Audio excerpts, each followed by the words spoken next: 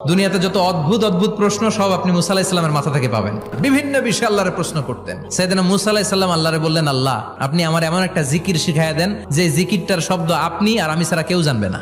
দিনে রাতে সব সময় এই জিকির আমি করব, আপনারে ডাকবো, কিন্তু শর্ত হলো এই জিকিরটা জানবে শুধু আপনি আর জানবো শুধু আমি। আল্লাহ বললেন, মুসা পড়ো লা ইলাহা ইল্লাল্লাহ।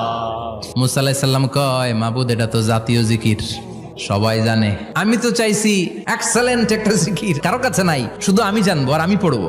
আল্লাহ বললেন, মুসা এই লা ইলাহাকে যদি এক পাল্লায় রেখে দাও, তাম বিশ্ব, 7 আকাশ 7 জমিনটারে তুলে যদি তুমি আরেক পাল্লায় রেখে দাও, লা রাজাহাত কাফাতু লা ইলাহা ইল্লাল্লাহ, মুহূর্তের মধ্যে লা ইলাহার পাল্লা ভারী হয়ে যাবে।